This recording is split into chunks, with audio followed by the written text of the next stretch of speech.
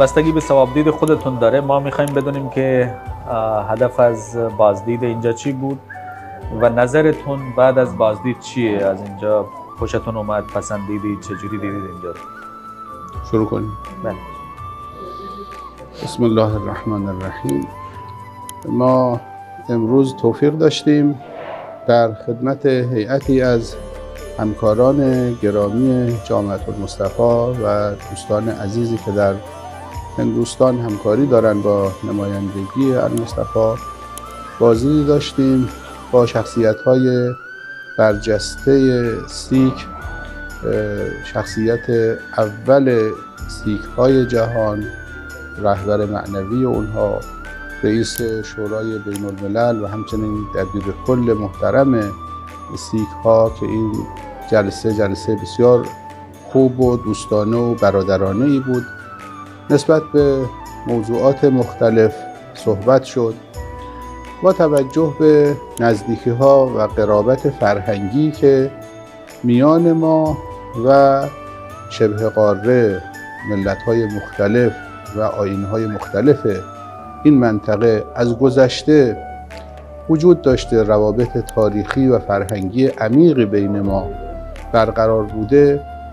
لازم هست که در شرایط جدید، در دنیای جدید هم این روابط فرهنگی تجدید بشود، تحکیم پیدا بکند. به ویژه با جامعه سیک ما مشابهت‌های قابل توجهی داریم در نگاه‌هامون نسبت به جهان، نسبت به انسان، نسبت به جایگاه انسان‌ها و معنویت و اخلاق در جهان و همچنین زبان فارسی که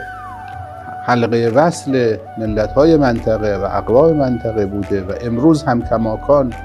تا حد زیادی این زبان در شبه قاره زنده هست. اینها زمینه‌های مشترک فرهنگی است که جا دارد هر دو ملت و مراکز علمی و فرهنگی دو کشور ایران و هند به این مباحث بپردازند. ارتباطات و رفت و آمدها و همکاری‌ها در عرصه‌های مختلف تقویت بشود. ما هم در همین زمینه‌ها گفتگو کردیم و امیدواریم منجر بشود این گفتگوها به انعقاد تفاهم‌نامه مشترکی برای همکاری در این زمینه آموزش زبان فارسی، برگزاری سمینارهای مشترک، دوره‌های آموزشی مشترک و برقراری کرسی‌های ادیانی در دانشگاه‌های ما و المصطفى هم به عنوان یک دانشگاه بین المللی این آمادگی رو دارد کمک کند برای شکل گرفتن یک چنین کرسی مشترکی. اینا بحثایی بودن که در جلسه اتفاق افتاد در یک فضای بسیار دوستانه و برادرانه و امیدوارم روابط علمی و آموزشی مراکز علمی دو کشور کمک بکند به توسعه روابط دو کشور در عرصه‌های مختلف. ما دو ملت همسایه و در طول تاریخ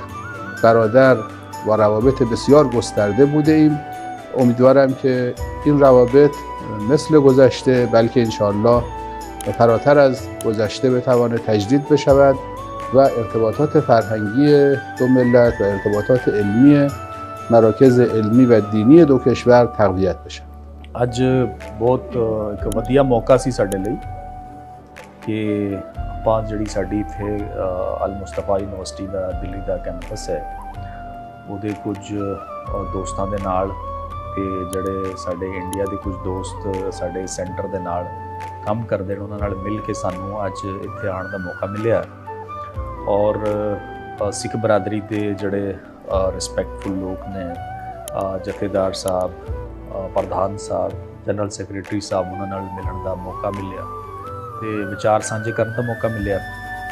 ਸਾਡਾ ਅਲ-ਮੁਸਤਫਾ ਯੂਨੀਵਰਸਿਟੀ ਦਾ ਤੇ ਈਰਾਨ ਦਾ ਮੰਨਣਾ ਇਹ ਹੈ ਕਿ ਜਿਤਨੇ ਵੀ ਇੰਡੀਅਨ ਸਬ ਕੰਟੀਨੈਂਟ ਦੇ ਲੋਕ ਹਨ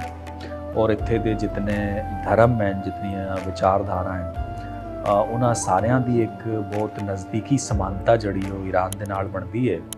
ਤੇ ਉਹਨਾਂ ਸਾਰੀਆਂ ਚੀਜ਼ਾਂ ਨੂੰ ਇੱਕ ਵਾਰ ਨਵੇਂ ਸਿਰੇ ਤੋਂ ਜ਼ਿੰਦਾ ਕੀਤਾ ਜਾਏ ਔਰ ਖਾਸ ਤੌਰ ਵਿੱਚ ਸਿੱਖ ਬਰਾਦਰੀ ਦੇ ਨਾਲ ਜਿਹੜੀ ਸਾਡੀ ਸਮਾਨਤਾ ਹੈ, ਜਿਹੜੀਆਂ ਸਾਡੀਆਂ ਸਾਂਝਾਂ ਹੈਗੀਆਂ ਉਹਨਾਂ ਨੂੰ ਇੱਕ ਵਾਰ ਰਿਵਾਈਵ ਕੀਤਾ ਜਾਏ। ਖਾਸ ਤੌਰ ਵਿੱਚ ਸਿੱਖ ਬਰਾਦਰੀ ਜਿਹੜੀ ਹੈ ਉਹਦਾ ਦੁਨੀਆ ਨੂੰ ਦੇਖਣ ਦਾ ਜਿਹੜਾ ਨਜ਼ਰੀਆ ਹੈ, ਉਹਦਾ ਇਨਸਾਨੀਅਤ ਨੂੰ ਦੇਖਣ ਦਾ ਜਿਹੜਾ ਨਜ਼ਰੀਆ ਹੈ, ਅਖਲਾਕ ਨੂੰ ਦੇਖਣ ਦਾ ਜਿਹੜਾ ਨਜ਼ਰੀਆ ਹੈ,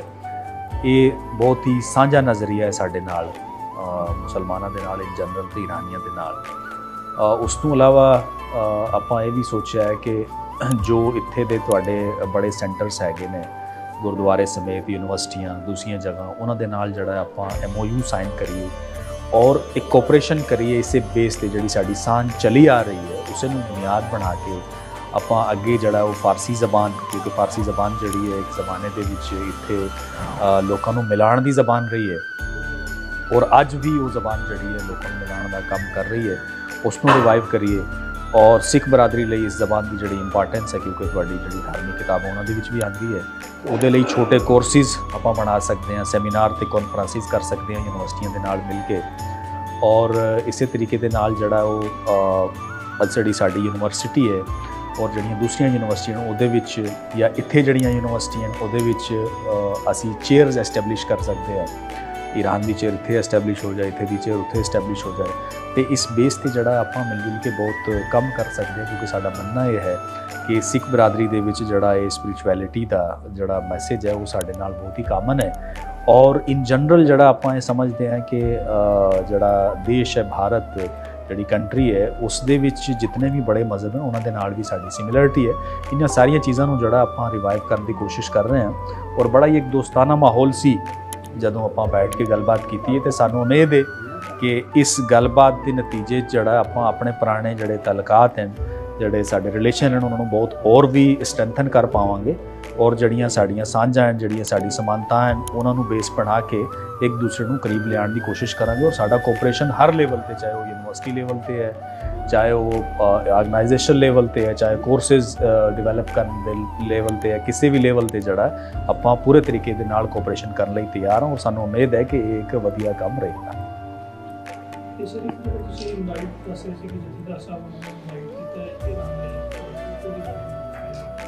میتونید شما در مورد این موضوع که شما دعوت کردید از افراد مهم نهادی توضیح بدید؟ بله، ما پیرو این گفتگوهایی که در این جلسه دوستانه و برادرانه داشتیم دعوت کردیم از شخصیت‌های برجسته برادران سیک، هم ریاست جمعیت برادران سیک، هم رئیس شورای بین‌الملل و هم دبیر کل محترم، برای بازدید از ایران همراه با هیئتی از همراهانی که خودشون در نظر دارن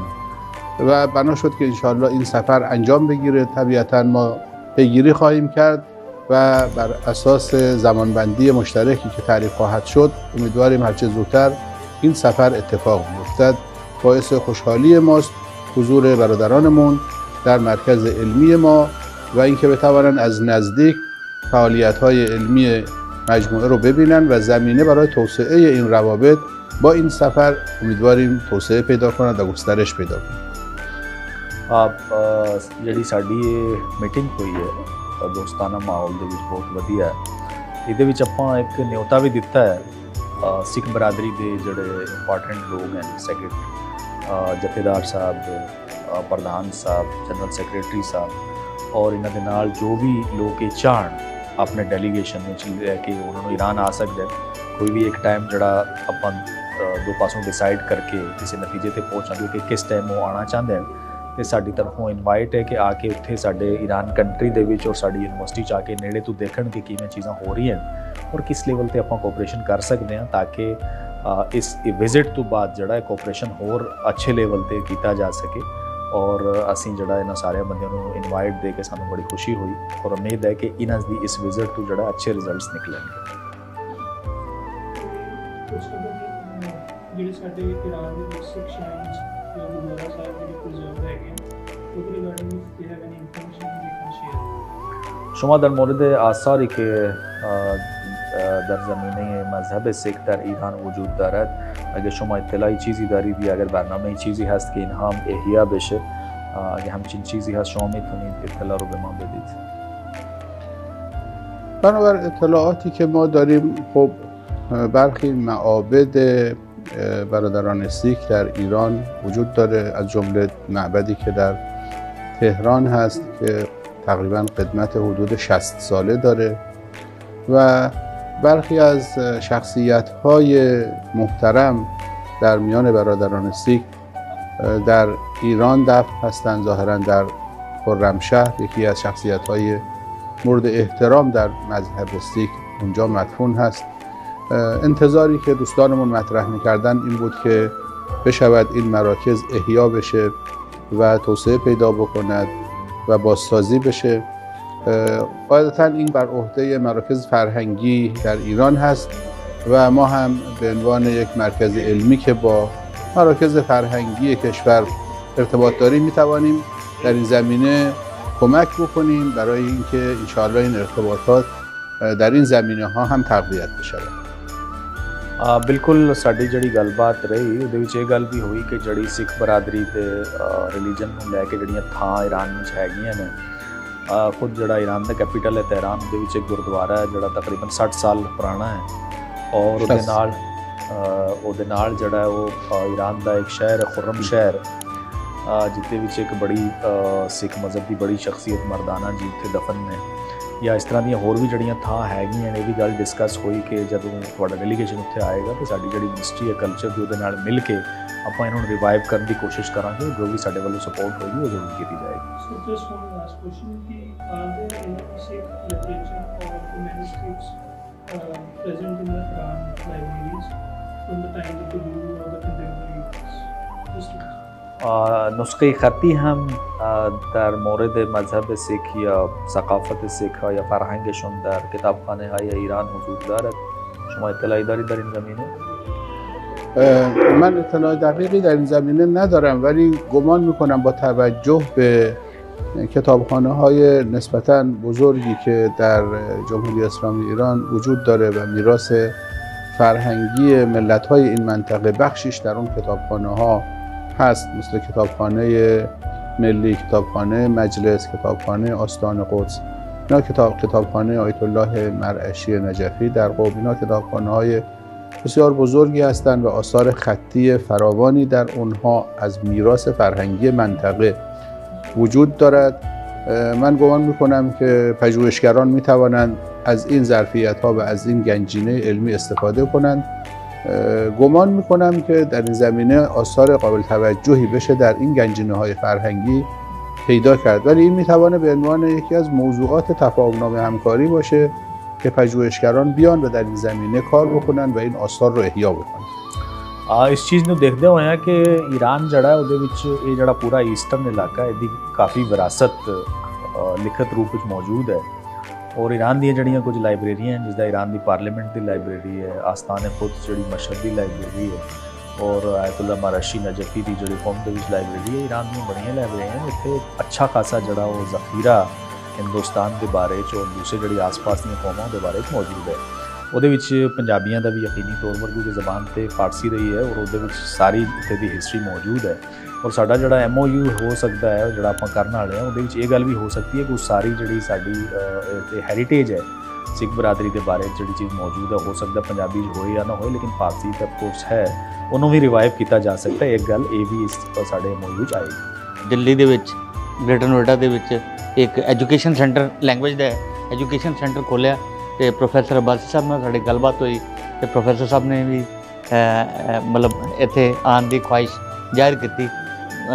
ਗੁਰੂ ਰਾਮਦਾਸ ਜੀ ਦੇ ਸਥਾਨ 'ਤੇ ਔਰ ਸਿੱਖ ਮਜ਼ਹਬ ਦੇ ਨਾਲ ਪਾਰਟੀਕੂਲਰਲੀ ਇਹਨਾਂ ਨੇ ਆਪਣਾ ਬਹੁਤ ਹੀ ਯਕਜਹਿਤੀ ਜ਼ਾਹਿਰ ਕੀਤੀ ਤੇ ਉਸ ਜਿਹੜਾ ਉਹਦੇ ਫਲਸਰੂਪ ਅਸੀਂ ਅੱਜ ਇਹਨਾਂ ਨੇ ਖੈਰ ਮਕਦਮ ਕੀਤਾ। ਪ੍ਰੋਫੈਸਰ ਅਬਾਸੀ ਨੇ ਅਲ ਮੁਸਤਫਾ ਯੂਨੀਵਰਸਿਟੀ ਦੇ ਹੈਡ ਨੇ, ਰਜਾ ਸੇਕਰੀ ਸਾਹਿਬ, PA ਸਾਹਿਬ ਹੈ, ਸਭ ਜਿਹੜਾ ਇਹਨਾਂ ਦਾ ਪੂਰਾ ਵਫਦ ਹੈ ਇਹ ਹਾਜ਼ਰ ਹੋਇਆ ਤੇ ਅੱਜ SCPC ਵੱਲੋਂ ਵੀ ਸਾਡੇ ਪ੍ਰਧਾਨ ਸਾਹਿਬ ਨੇ ਵੀ ਔਰ ਅੱਜ ਇਹਨਾਂ ਨਾਲ ਬੈਠ ਕੇ ਜੋ ਸਾਡੀ ਮੀਟਿੰਗ ਹੋਈ ਹੈ ਮਹਿਤਾ ਸਾਹਿਬ,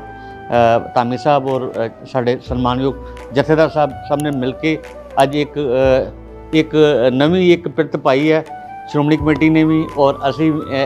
ਇੱਕ ਨਵੀਂ ਪਿਰਤ ਪਾ ਕੇ ਚੱਲ ਰਹੇ ਹਾਂ ਕਿ ਜਿਹੜਾ ਸਿੱਖ ਇਤਿਹਾਸ, ਜਿਹੜੀ ਸਾਡਾ ਵਿਰਾਸਤੀ ਇਤਿਹਾਸ ਜਿਹੜਾ ਕਿ ਬਹੁਤ ਹੀ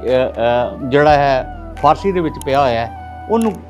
ਕਿੱਦਾਂ ਮੁੜ ਸਜੀਵ ਕਰਨਾ ਹੈ ਔਰ ਉਸ ਲੈਂਗੁਏਜ ਨੂੰ ਫਾਰਸੀ ਲੈਂਗੁਏਜ ਦੀ ਜਿਹੜੀ ਸਮਝ ਹੈ ਉਹ ਸਾਡੇ ਜਿਹੜੇ ਸਕਾਲਰਸ ਨੇ ਉਹਨਾਂ ਤੱਕ ਕਿੱਦਾਂ ਲੈ ਕੇ ਜਾਣੀ ਹੈ, ਉਹਨਾਂ ਲਈ ਅੱਜ ਸਹਿਯੋਗ ਦਾ ਇੱਕ ਸਾਡੀ ਗੱਲਬਾਤ ਹੋਈ ਹੈ। ਅਸੀਂ ਬਹੁਤ ਧੰਨਵਾਦੀ ਹਾਂ ਉਹਨਾਂ ਦੇ ਆਉਣ ਦਾ ਵੀ ਔਰ SGPC ਦਾ ਵੀ ਕਿ ਵੀ ਇਹਨਾਂ ਨੇ इस ਜਿਹੜਾ है इस नोट ਨੂੰ इस ਜਿਹੜਾ एक ਜਿਹੜਾ ਨਿਗਾਰ ਵੱਲ ਗੱਲ ਕਹੀ ਹੋਈ ਸੀ ਉਹਨੂੰ ਉਹਦਾ ਮਿਆਰ ਉੱਚਾ ਚੁੱਕਣ ਲਈ ਅੱਜ ਇੱਕ ਮੁਆਹਦਾ ਕੀਤਾ ਹੈ। ਵਾਹਿਗੁਰੂ ਜੀ ਕਾ ਖਾਲਸਾ ਵਾਹਿਗੁਰੂ ਜੀ ਕੀ ਫਤਿਹ।